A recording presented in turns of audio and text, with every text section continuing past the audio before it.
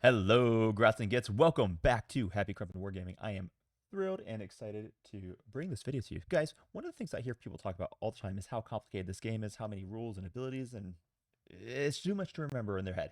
And we know that knowledge is a big barrier to Warhammer 40K, so I am going to break down some of those barriers for you today. So why does this freaking video matter, right? Well, listen, knowledge and experience are huge pain points in this game, and it's a big problem for a lot of people to overcome. Massive amounts of data sheets, each with unique abilities, well, unique-ish abilities. You can have almost, heck, I haven't counted, someone fact check me here, and I'm sure you will, but there are likely over 1,000 different abilities in this game. But when you really break it down, are those abilities all that different? Not so much. So even though it's easy to get overwhelmed and make bad decisions in this game simply because you're not familiar with the units your opponent is bringing, I'm going to basically alleviate that fear and alleviate that knowledge barrier that everyone has. And I'm going to give you a certain amount of types of units in the game that exist. And once you understand that these archetypes of units exist, you'll never be caught off foot again by what any unit in the game can't do.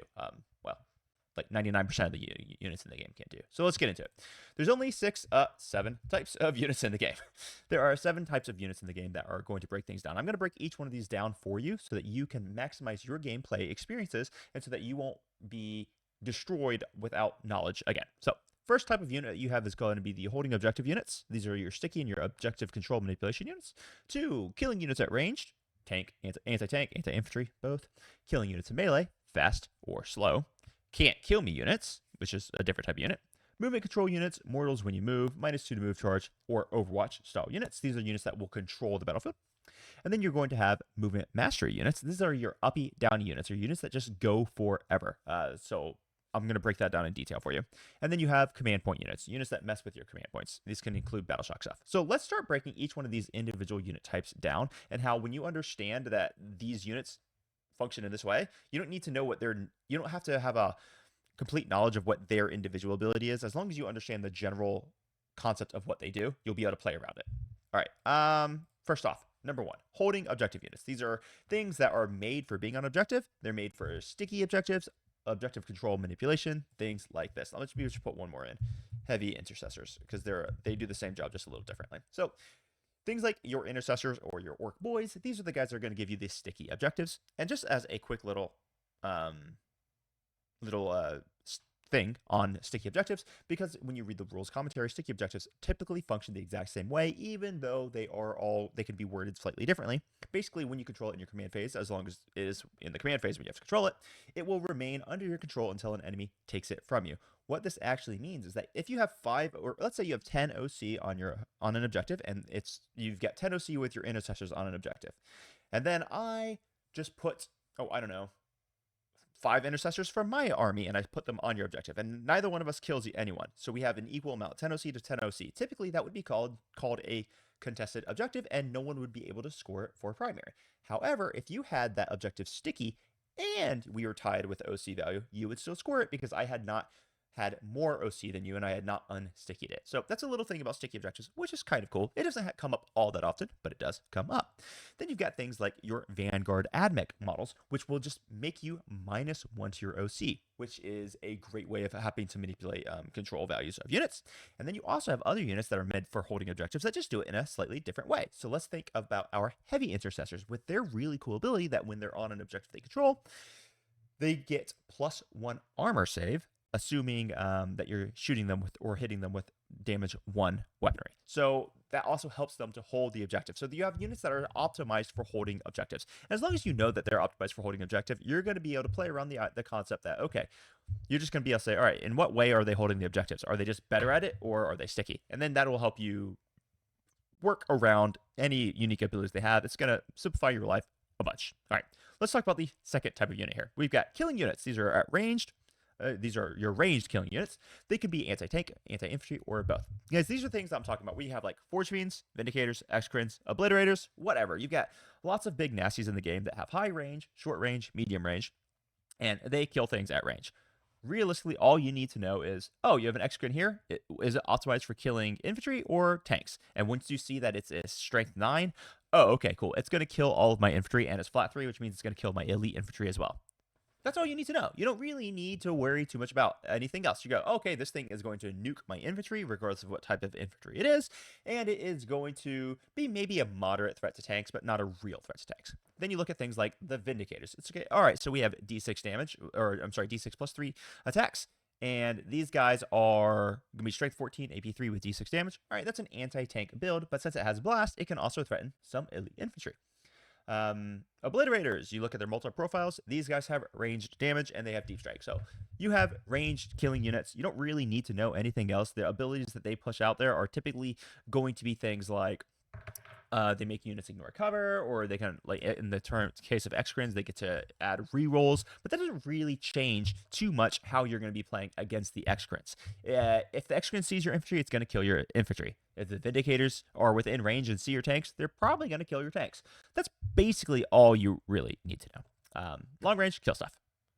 Don't get overwhelmed by their individual abilities. Then we look at killing units in melee. These are going to be fast kill you melee units, or melee units that are more like, hey, listen, I'm slow, but don't charge me. So different examples of units like this. We have Deathwing Knights. We've got Possessed, World Eaters, anything, or Lion L. Johnson. All of these are functioning as, hey, I'm going to kill you in melee units, but they do it in slightly different ways. And so all you need to differentiate is, do they kill me because they get to me too fast and hit too hard, or do they kill me because I cannot interact with them? So let's think of it this way. World Eaters, if you have a unit of Exalted 8-bound, they can move up to 11 inches after a 6-inch scout move, which would be 17 inches. And then they could also, advance.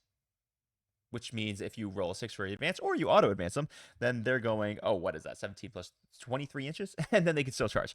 So the thing about your Exalted 8-bound on turn 1, or normal 8-bound or whatever, these guys are brutally, disgustingly fast. And they can do horrible things to you. And that is why they're such a threat, because they have such a massive threat range in how fast that they move, and they also hit hard. Then you have other melee units that are certainly made for killing the opponent, but their threat is a little bit of a difference. So let's think about our Deathwing Knights. Our Deathwing Knights are the super Terminators, right? They're slow, they move 5, they are T5, they have a 2-up armor save, they are -1 damage with 4 wounds. What this means is a lot of times when your units just go in to kill them, you just can't kill them because they have too many wounds, they're -1 damage, they have a 2-up armor save, they're going to use Armor of Contempt on it. Depending on the detachment you're in, you can make them -1 to be hit as well. These guys are just brutal to try to kill, which means they're going to survive your onslaught, and then they are going to punch you back. So this is like just one of those types of units where you honestly don't want to charge them unless you have to. Lion L. Johnson is a great example of a similar thing, only in a slightly different mannerism. So don't charge me units could be units that you just can't kill on the charge, or they could be units that say fights first. So if you charge Lion L. Johnson, or you charge anything next to Lion L. Johnson, and then he happens to hero again, he's just going to fight first and slaughter you.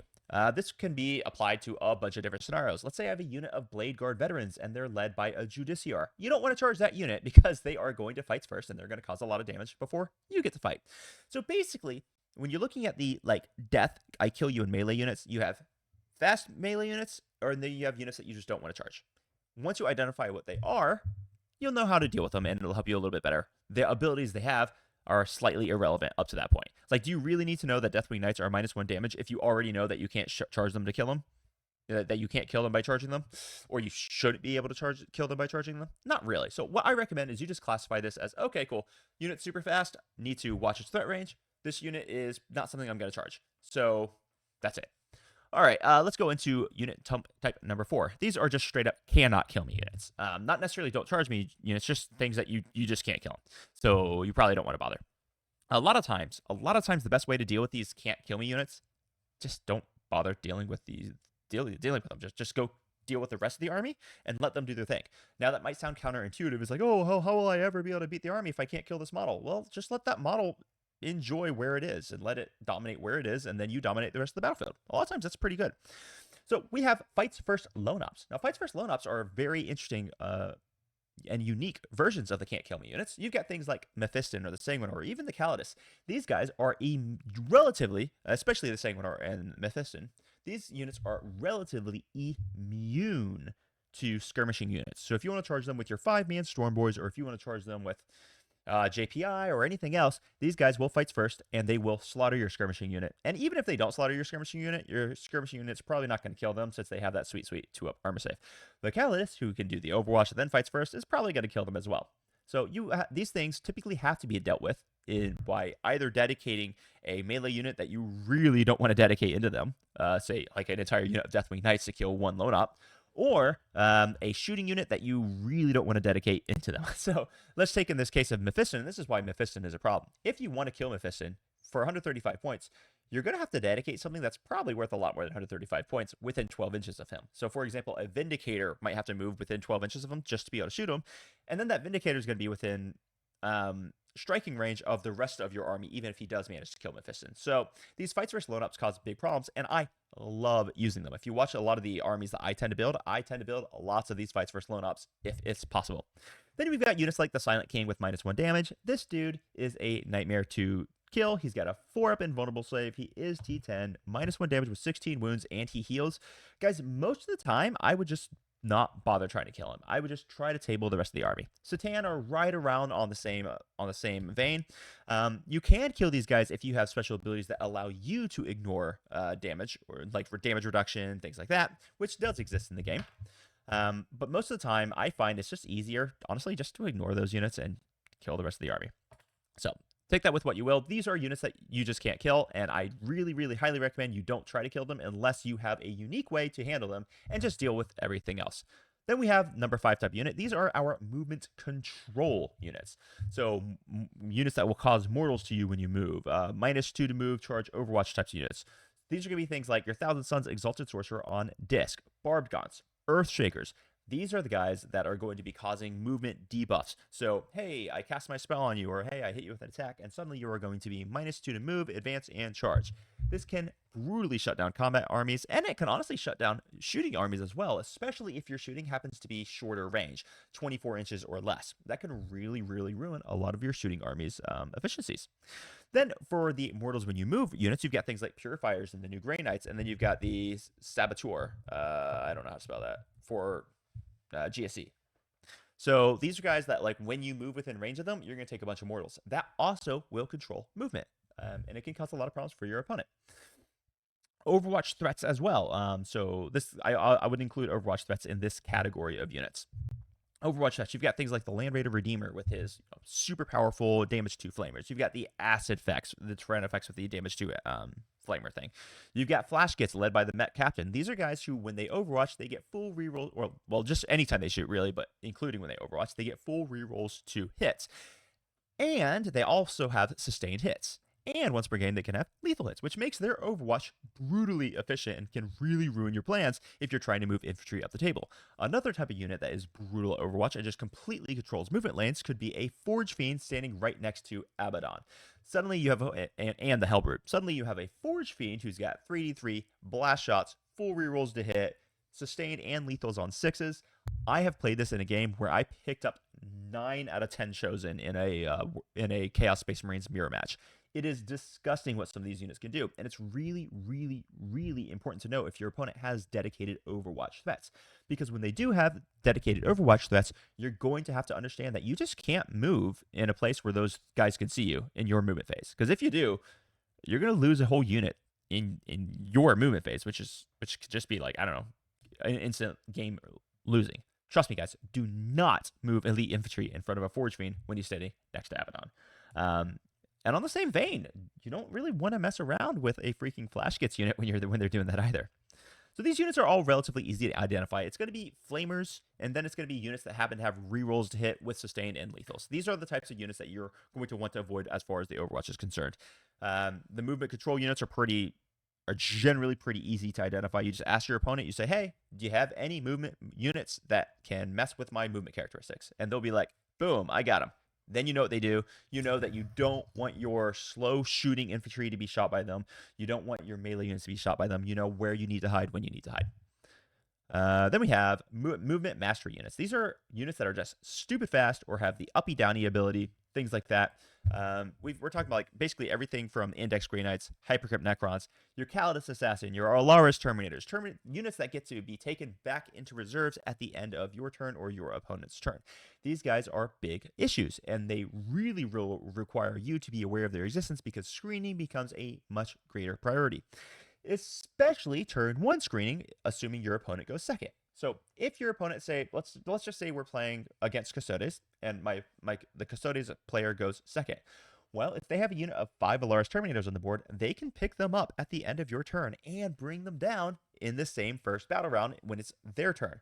The reason for this is because the limitations on not coming in from Deep Strike turn 1 only exist if you started the game in reserves. But if they started the game on the table and they got picked up at the end of your first turn, they can then come down in battle round 1, assuming they went second. So this can be really important. You've got other units that operate here as well. So things like Warp Spiders. Warp Spiders having the ability to move 24 inches and then fire and fade an additional 12 inches.